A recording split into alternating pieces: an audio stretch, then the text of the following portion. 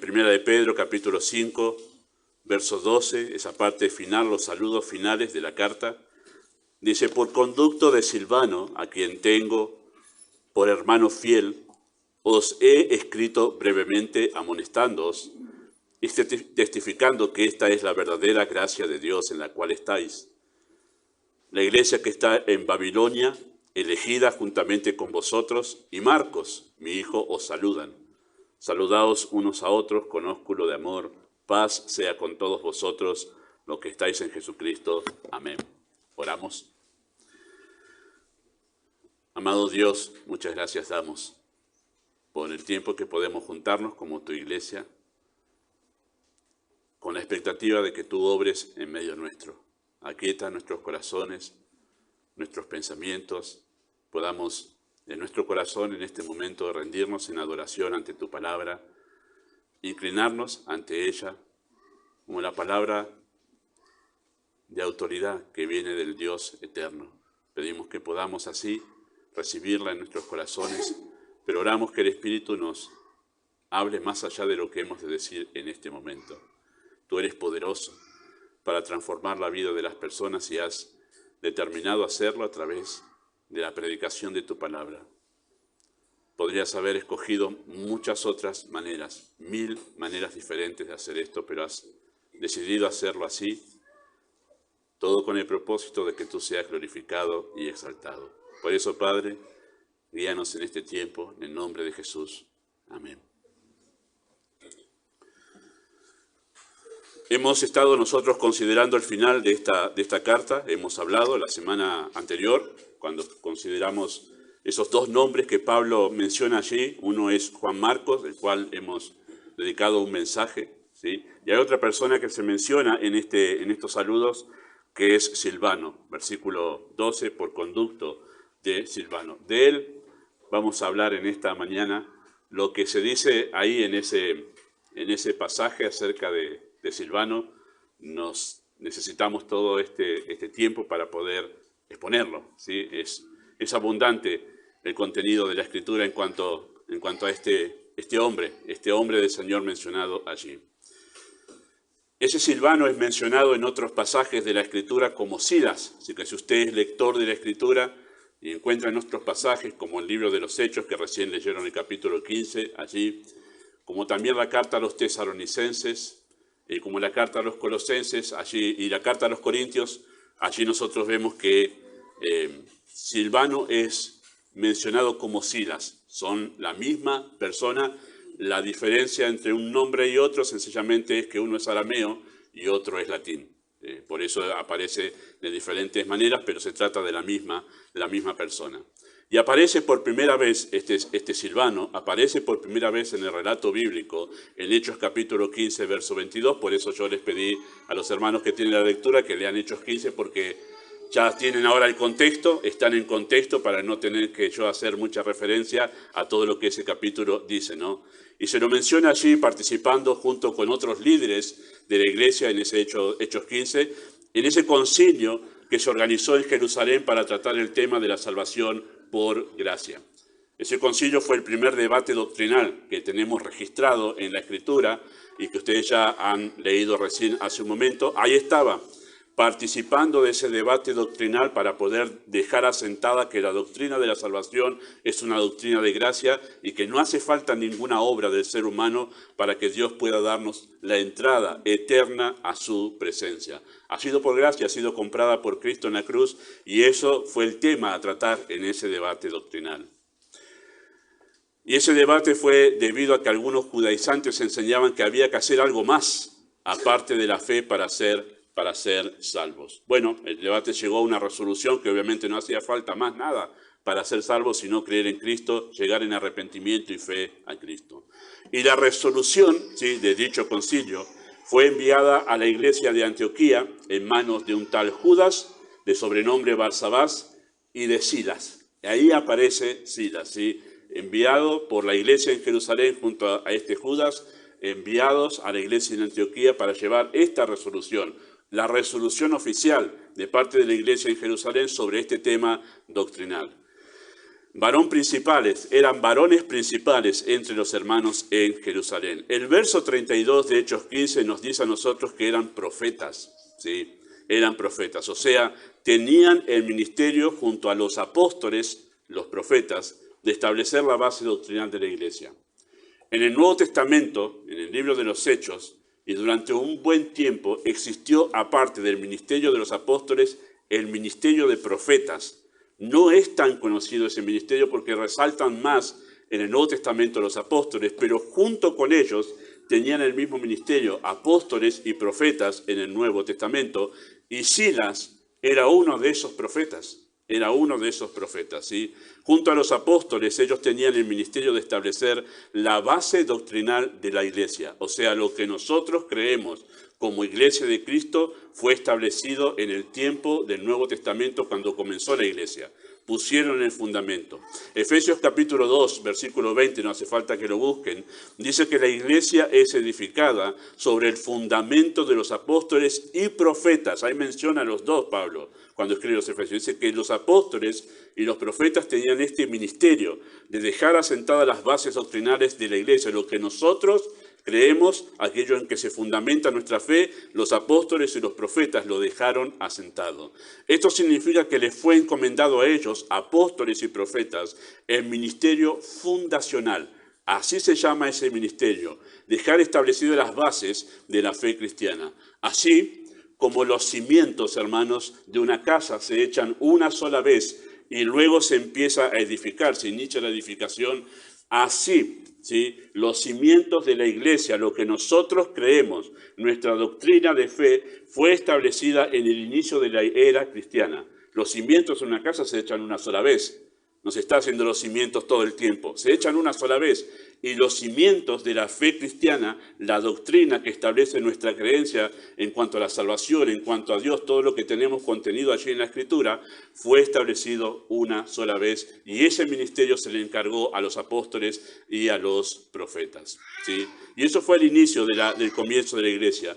Fue un ministerio, el de los apóstoles y los profetas, fue un ministerio único en la historia de la iglesia, otorgado a ellos justamente, apóstoles y profetas, siendo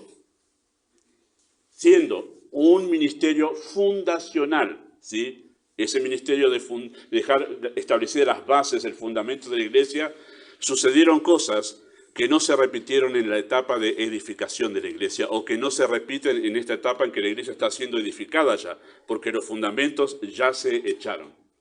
Y eso significa que las cosas que pasaron y están relatadas en el libro de los Hechos, que hicieron los apóstoles, ¿sí? que se hicieron a través de ellos, no se vuelven a repetir. ¿Por qué? Porque el ministerio fundacional era para ellos. Por eso, cuando se escribe la carta a los Hebreos, una de las cosas que entendemos por las cuales no fue el apóstol Pablo quien escribió, es porque el autor de los Hebreos hace referencia a ese ministerio fundacional como algo en tiempo pasado y habla en tercera persona. No habla de sí mismo como un parte de ese grupo de apóstoles que dejaron establecidas las bases sobre las cuales se edifica nuestra fe. Así que sucedieron cosas como milagros, como repartimiento del Espíritu y cosas que hay que entenderlas bien en el libro de los Hechos, que no volvieron a suceder después. ¿Por qué? Porque eso sucedió en el ministerio fundacional.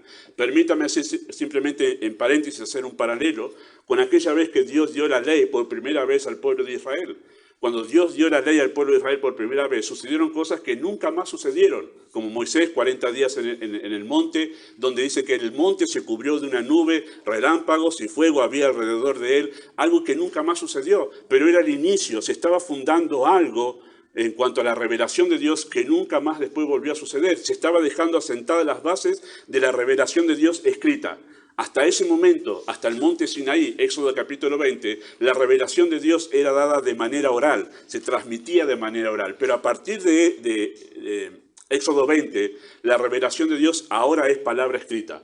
Se pasó a una etapa en la revelación de Dios completamente distinta. Moisés tuvo un ministerio fundacional. Y por eso lo que sucedió en ese momento en el monte Sinaí nunca más sucedió. Porque las bases ya estaban establecidas. Y cada vez después que la ley era leída nuevamente, no aparecía lo mismo. Ni siquiera ningún hombre tuvo la experiencia que tuvo Moisés de entrar al tabernáculo y hablar con Dios cara a cara. Y dice que oía la voz de Dios como habla cualquiera con su compañero. ¿Por qué sucedía eso? Porque tuvo un ministerio fundacional muy diferente a otros. En el tiempo de la iglesia sucedió lo mismo. Aquellos que tuvieron el ministerio fundacional de establecer las bases de la fe cristiana tuvieron el apoyo, ¿sí?, de milagros y de otras manifestaciones maravillosas de parte de Dios para dejar establecido que ese fundamento era la verdad que Dios estaba estableciendo para la iglesia. Y por eso es que una vez establecido el fundamento, nunca más sucedieron cosas en la manera que sucedieron con los apóstoles. Lo dice Hebreos capítulo 12, ahí 1 y 2, y ahí lo pueden después corroborar en sus casas. Así que una vez establecidos los cimientos de la fe cristiana, dicho ministerio, apóstoles y profetas, ya no es necesario. No es necesario, porque los cimientos ya están echados. Y si ellos eran los encargados de poner el cimiento de la fe cristiana, una vez echados los cimientos, ese ministerio no es necesario. Ya lo cumplieron. Por eso es que no hay hoy en día ni profetas ni apóstoles, porque el ministerio era de ellos y ya lo cumplieron en su momento al comienzo de la iglesia. Queridos hermanos, era el ministerio de Silas. Él era un profeta y junto con los apóstoles justamente tenían este ministerio. Tan importante como el de los apóstoles, aunque no haya sido ese ministerio ni tampoco Silas, tan nombrado como un Pablo, como un Pedro o como un Juan. Aparece entonces Silas en la escena del relato bíblico en la misma ocasión en que Pablo rechaza a Juan Marcos y se separa de Bernabé. ¿Se acuerdan? El mensaje hace 15 días, Hechos capítulo 15. Fuimos ahí porque ahí encontramos a Juan Marcos sufriendo ese tiempo de decepción, de disciplina de parte del Señor, donde Pablo dice, no quiero, que nos defraudó, no quiero que venga con nosotros. En ese mismo evento, en esa misma circunstancia, mejor dicho, aparece Silas. Y parece como una de esas cuestiones del Señor que pone justo en 1 de Pedro capítulo 5 a los dos nombrados, a Juan Marcos y a Silas, relacionados con el mismo evento. Aquella situación tan tensa que tanta tristeza trajo al equipo misionero, ¿sí?, aquella decepción de Juan Marcos que trajo tanta tristeza al equipo misionero, fue utilizada por Dios. Esa misma circunstancia fue utilizada por Dios para que Silas sea parte del viaje misionero. ¿Cómo es el Señor? Una situación, una misma experiencia, para uno es disciplina, es decepción, es tristeza, y para otro, para Silas, es el momento de salir al campo misionero. El Señor sabe cómo hace las cosas, su gracia es maravillosa, su multiforme gracia, y cómo Él puede ordenar las circunstancias de tal manera que lleva adelante diferentes propósitos con diferentes personas en la misma situación, y esto pasó allí con Silas. La llegada de Silas o Silvano, queridos hermanos, en medio de esa circunstancia decepcionante para Marcos, no justifica el error de Marcos. No es que Marcos puede decir, bueno, mira, la verdad, ahora mirando para atrás, al final, mirá Silas lo que fue. Al final mi error no fue tan error, mirá lo que hizo Dios. Bueno, esa es una manera de pensar equivocada, ¿no? La llegada de Silas no justifica el error de Marcos, ni tampoco la discusión y falta de acuerdo entre Pablo y Bernabé tampoco justifica el error. Pero sí muestra, queridos hermanos, cómo Dios puede llevar adelante sus propósitos y planes muy a pesar de los errores humanos. Y eso es una muestra de su soberana voluntad. Él, Dios, no depende de un Bernabé o de un Pablo o de un Juan Marcos. Las crisis y las falencias humanas no alteran los planes de Dios. Él los lleva adelante de una manera sabia y soberana. Así que, a partir de Hechos 15, queridos hermanos, Silvano forma la nueva dupla misionera junto a Pablo en el segundo viaje misionero, y desde ese entonces, desde Hechos 15 hasta 1 de Pedro capítulo 5, sí, han pasado 15 años. Han pasado 15 años. Ahí donde Silas es mencionado en el versículo 12. Pedro, queridos hermanos, cuando presenta a Silas así en sus saludos finales, no encuentra mejor calificativo para describirlo que hermano fiel. Dice, por conducto de Silvano, a quien tengo por hermano fiel. Pedro podría haber presentado a Silas o a Silvano de otra manera, por ejemplo, como la mano derecha del gran apóstol Pablo, por haber dicho, por conducto de Silvano, la mano derecha del conocido y gran apóstol Pablo, pero no lo hizo así.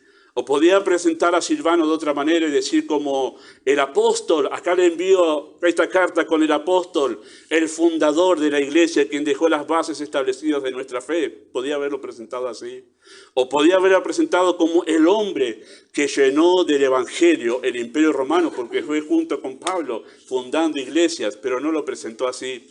Podía haberlo presentado como el hermano principal de la iglesia madre en Jerusalén, porque en Hechos 15 se dice así, eran varones principales Silvano y Judas de sobrenombre Barsabás. Pero no lo presentó así como el destacado de la iglesia en Jerusalén. No fue así, él lo presentó con esta expresión tan simple, pero llena de contenido, hermano fiel, hermano fiel.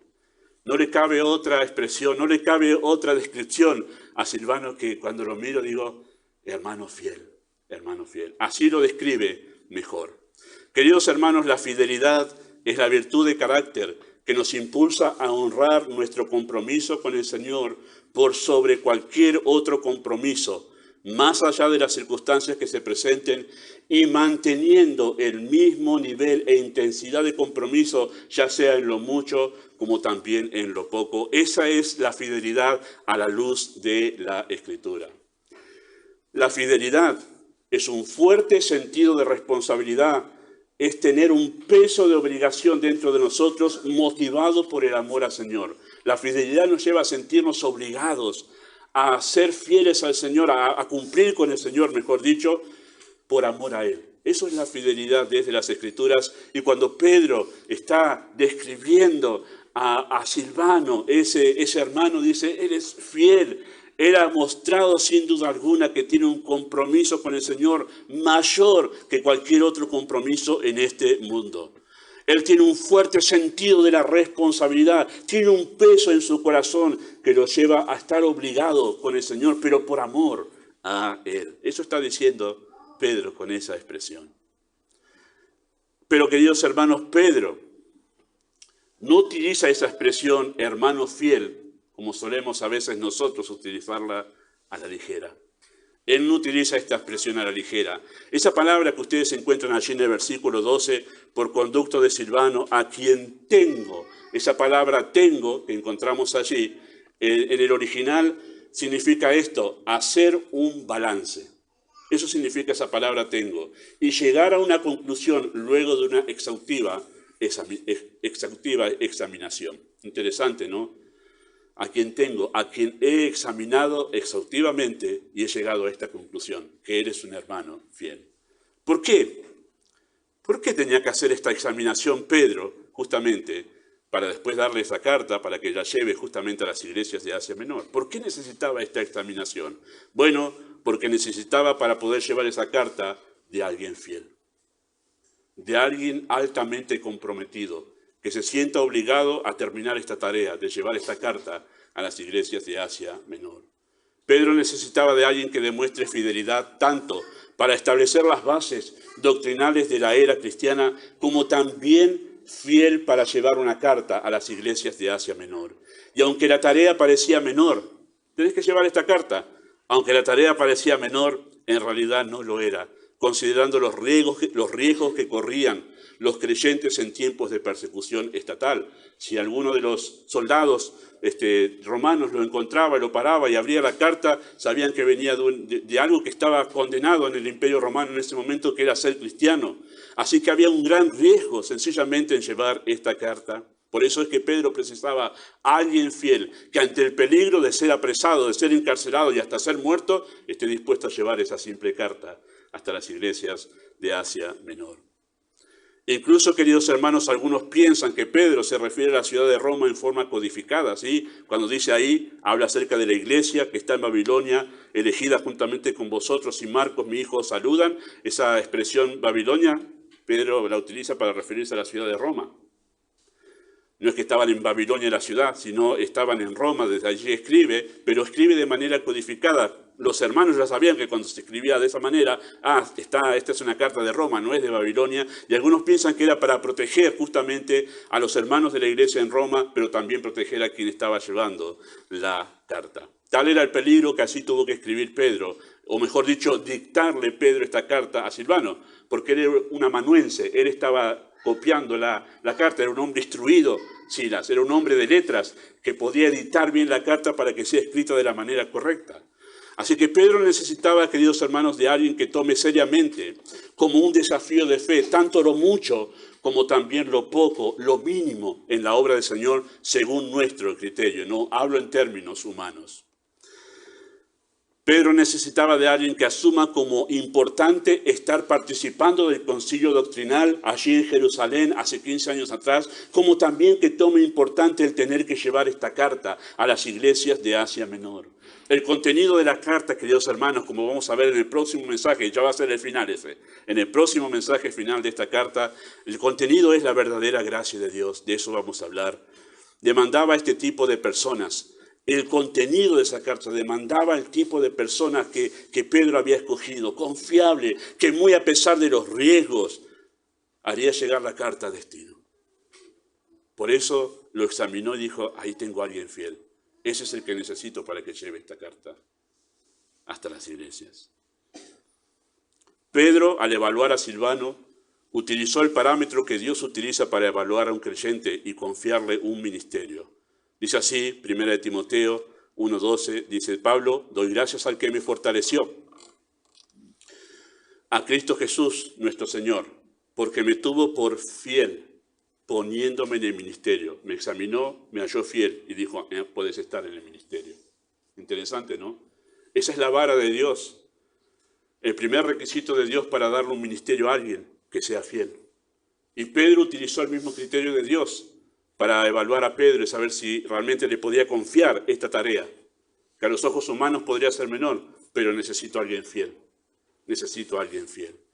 Aquella carta, queridos hermanos, que trajo tanto consuelo a las iglesias de Asia Menor, en aquel entonces fue incluida entre aquellas que conforman la revelación de Dios al mundo. Y además ha sido la respuesta de Dios a millones de creyentes atribulados a través de toda la historia del cristianismo. Ahora, no sabemos nosotros cuánta conciencia tenía Silvano o Silas del alcance de esta carta, de lo que llevaba en sus manos, de esto que iba a llevar a las iglesias de Asia Menor. Quizá en realidad estaba pensando es una carta para este momento. Quizá no sabía que esto se iba a leer por siglos y siglos a través de la era de la cristiandad. Quizá no entendía el alcance de esto, pero él fue fiel en llevarla. Seguramente no llegaba a ver todo el impacto de esta carta, pero aún así Silvano fue fiel en cumplir con la menuda tarea. Hoy nosotros, todos nosotros, en todos estos meses que hemos estado considerando esta carta, hoy nosotros podemos ser edificados a través de esta carta porque un hombre fue fiel en copiarla y llevarla. Todos podemos ser edificados 2000 años después, más de 2000 años después, porque un hombre fue fiel en hacer algo tan sencillo y tan pequeño a nuestros ojos humanos. El calificativo de hermano fiel, le queda bien a Silvano. Hace honor a su compromiso con el Señor y su compromiso con la iglesia. Queridos hermanos, en el mundo sin Dios destacan los inteligentes, los lindos, los ágiles, los ricos, los que alcanzan sus sueños y los talentosos. Pero en el reino de Dios destacan los fieles, como Silas, que toman en serio su compromiso con el Señor, aunque su responsabilidad solo sea copiar y llevar una carta. A veces equivocadamente pensamos que debemos ser más fieles solo en tareas que consideramos según nuestros estándares de gran responsabilidad. Ahí sí no puedo fallar, en eso no puedo fallar, ahí sí que tengo que ponerle todas las pilas. Pero minimizamos la importancia de la fidelidad en cosas que consideramos, según nuestros estándares, menores y sin trascendencia. No, esto puede haber otro que me puede reemplazar, esto lo puede hacer cualquiera, acá no importa si yo realmente no soy fiel. Esos son nuestros estándares. Pero Pedro no dijo, Silvano no dijo, Pedro, mirá, la verdad que esta tarea la puede hacer cualquiera, yo estoy para más, la verdad que yo estoy para soy un hombre instruido, sé letras, estuve en el concilio allá en Jerusalén resolviendo asuntos de trascendencia doctrinal y me mandás a llevar una carta, mandá a otro. No dijo eso. Tomó esto como un compromiso serio delante del Señor. Dios no mira la grandeza de la tarea. Dios no mira la grandeza de la tarea, sino la magnitud de la fidelidad con la cual nosotros hacemos hasta las cosas más mínimas. Incluso la gran fidelidad demostrada en asuntos pequeños es la prueba de que somos confiables para grandes responsabilidades. En ese momento que el Señor nos da pequeñas cosas para hacer, la fidelidad que demostramos en esas pequeñas cosas es la prueba de que realmente podríamos tener esa misma fidelidad en asuntos de gran responsabilidad. El texto dice así de Lucas 16:10, el que es fiel en lo muy poco, también en lo más es fiel. El que en lo muy poco es injusto, también en lo más es injusto. Es una regla bíblica. ¿Cómo medimos la fidelidad de alguien si está para altas responsabilidades? Midámoslo en las cosas pequeñas. ¿Es fiel en los asuntos menores? ¿Realmente le pone todo el corazón? ¿Hace eso como si se tratase de salvar al mundo? Entonces está realmente para responsabilidades altas. Ese es el estándar de Dios. A veces incluso llegamos a tener grandes responsabilidades y podemos caer en el error de minimizar la importancia de seguir fieles en lo pequeño. Podemos enorgullecernos y decir, yo estoy para más. Que los nuevos hagan las cosas mínimas de la iglesia, yo ya estoy para el púlpito. Yo ya estoy para hablar grandes doctrinas desde el púlpito. ¿Se imaginan a Silvano diciéndole a Pedro, yo soy un líder de la iglesia, Pedro, manda la carta por otro? Yo estoy ocupado en grandes cosas. Que Silvano, queridos hermanos, gracias a Dios no fue así. Que Silvano haya demostrado fidelidad en algo menor, entre comillas, demuestra su gran amor por Cristo y por su iglesia. Señor, si esto es lo único que mandas a hacer por amor a ti, doy mi vida por eso. Porque dio su vida por una carta. Dio su vida por llevar una carta. La mayoría, queridos hermanos, y esto es verdad, nosotros no lo percibimos porque no miramos el detalle muchas veces, pero la mayoría de los servicios en una iglesia entran en la categoría de lo poco. La mayoría de las cosas que llevan adelante una reunión, pero además llevan adelante la obra de la iglesia, entran en la categoría de lo poco. ¿Por qué? Porque la obra no la hace uno solo, se distribuye entre muchos, es un cuerpo, y cada uno hace solo una pequeña parte para que el todo pueda funcionar bien. Así que cada ministerio en la iglesia entra, la mayoría de ellos, en la categoría de lo poco. Y Dios lo ha hecho así, para que el amor verdadero por Cristo se haga evidente. Estoy dispuesto a hacerlo mucho por ti, Señor, pero ¿estás dispuesto a hacerlo poco? A veces decimos, oh, sí, yo mi vida. No, tu vida no. Esto, pequeño, aquí, en la iglesia. Ah, no, pero... O sea, tremenda, ¿no? Nuestra forma de pensar a veces. ¿Cómo pensamos distinto que Dios? ¿Cómo pensamos distinto que Dios? Cuando se trata de Dios, queridos hermanos, incluso la tarea más pequeña es digna de nuestra más alta y grande fidelidad. En el cielo brillarán los fieles. Brillarán los fieles en el cielo. Qué maravilloso será ese día. Y quiero que escuchen esta historia. Hace rato que la tengo en el corazón, desde hace como 3 años que escuché este mensaje del pastor Spurgeon, y hoy encuentro que esta historia cabe aquí en este mensaje. Y sean pacientes, la historia va a aparecer aquí para que puedan leerla junto conmigo, seguir la historia. Él estaba predicando sobre Mateo capítulo 25, el pastor Spurgeon, sobre los 2 talentos, ¿sí? ¿Se acuerdan que a algunos dio 5 y a otros dio 2? Y él habla que a algunos Dios les da pocos talentos, ¿sí? Y a otros les da más. Y él habla de por qué a algunos les da pocos talentos en ese mensaje. Explica muy bien por qué Dios hace eso. Y concluye ese sermón con esto, con esta historia. Dice así, y lo cito al pastor Spurgeon. Para concluir, ustedes podrán advertir que no hubo ninguna diferencia en la alabanza de su Señor, ni tampoco ninguna diferencia en su recompensa. En ambos casos, dijo, bien, buen siervo y fiel, sobre poco has sido fiel, sobre mucho te pondré, entra en el gozo de tu Señor. Aquí viene Whitefield. Whitefield fue un predicador del comienzo de la Reforma poderoso. Algunos dicen que Whitefield fue el predicador parecido al tiempo de los apóstoles, comparado con los apóstoles en la predicación. Dice así Spurgeon en ese momento. Aquí viene Whitefield. El hombre que se presentó ante 20.000 personas congregadas para predicar el Evangelio, quien en Inglaterra, Escocia, Irlanda y América testificó de la verdad de Dios, que podía contar en miles sus convertidos incluso en un solo sermón. Aquí viene el hombre que soportó la persecución y escarnio, pero que no fue atemorizado. El hombre de quien el mundo no era digno, que vivía para sus semejantes y que por fin murió por su causa. Pónganse de pie, ángeles, mientras el Señor lo toma de la mano y le dice: bien, muy bien, buen siervo y fiel, entra en el gozo de tu Señor. Vean cómo la gracia inmerecida honra al hombre a quien habilitó para actuar valientemente.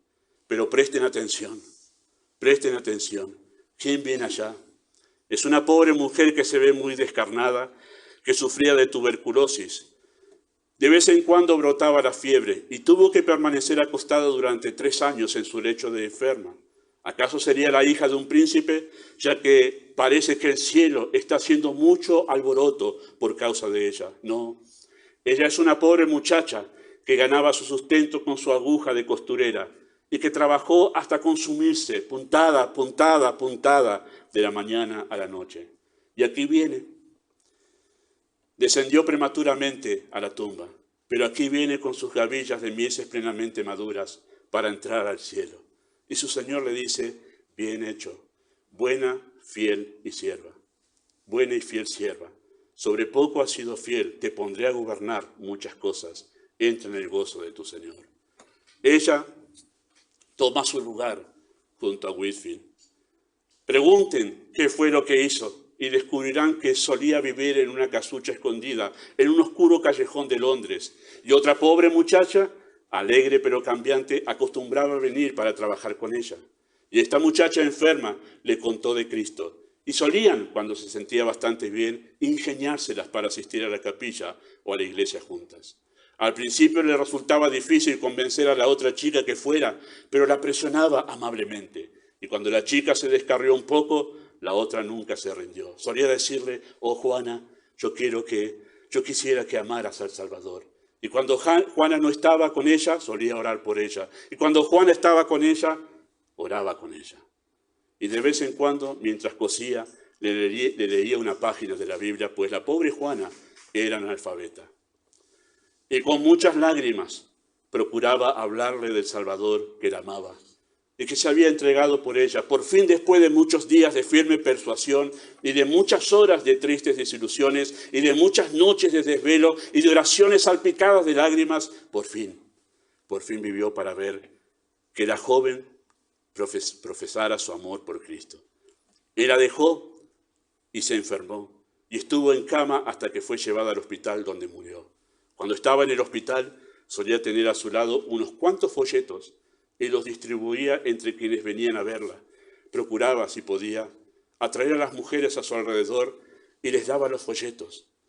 Cuando ingresó al hospital y todavía podía levantarse, acostumbraba a ponerse al lado de alguna moribunda, y si la enfermera se lo permitía, hasta que al fin se puso muy enferma. Y le pidió a una pobre mujer que estaba al otro lado de la sala y que se estaba recuperando y ya iba de salida, que viniera y le leyera un capítulo de la Biblia. No que quisiera que le leyera por su propio beneficio, sino para beneficio de la lectora, pues pensaba que su corazón podría ser conmovido mientras le estaba leyendo. Por fin, esta pobre muchacha murió y durmió en Jesús. Y la pobre costurera enferma escuchó que le decían: bien. ¿Y qué más le podría haber dicho el arcángel? Está hecho lo que podía. Vean entonces, la alabanza del Señor y la recompensa final serán igual para todos los hombres que hubieran usado bien sus talentos. Ah, si hubiera grados de gloria, no serán distribuidos de acuerdo a nuestros talentos, sino a nuestra fidelidad en usarlos. ¿Y cuánto hay? Y en cuanto a si hay grados o no, no lo sé, pero esto sí sé: el que hace la voluntad de su Señor oirá que se le dice: bien, buen siervo y fiel. Fin de la cita de la historia del pastor Spurgeon. ¿Eres fiel? Se puede decir que toma los pequeños desafíos de la fe como una oportunidad para darlo todo. Nosotros no solemos darle importancia a lo pequeño, porque pensamos en nuestra propia gloria, no en la gloria del Señor. Pero si considerásemos lo que en los planes de Dios, aún lo pequeño llega a tener un alcance eterno debido a su gran poder, no tendríamos en poco la fidelidad en las tareas y responsabilidades menores. 5 panes y 2 peces fueron menospreciados por los discípulos cuando Cristo le dijo, ¿cómo vamos a alimentar a esta multitud? Y uno de sus discípulos le dijo, bueno, acá hay estos panes, estos 2 peces, evidentemente el niño estaba ahí. Acá está, Señor, con esto. Y uno de los discípulos dijo, ¿pero qué es esto para esta multitud? Pero en las manos del Señor era más que suficiente, y no solo eso, sino sobró para saciar y para llevarse a casa. Él puede, de un anciano con un cuerpo casi muerto y de una anciana estéril, formar una nación cuya descendencia no pueda contarse debido a su gran número. Humanamente no valían nada esos viejitos. En los planes de Dios eran aquellos de quienes Dios formó una nación que hoy no se puede contar. No se puede contar su descendencia. Se dice que el pastor Spurgeon un día fue a probar el audio de la capilla que estaban construyendo. Y para probar el audio, la acústica del salón, él recitó Juan 3:16. Y cuando un albañil que estaba allí escuchó Juan 3:16, se convirtió. Por eso es tan importante la lectura aquí en la iglesia. Y los que leen, tomarlo en serio lo que están haciendo, de leer la Escritura.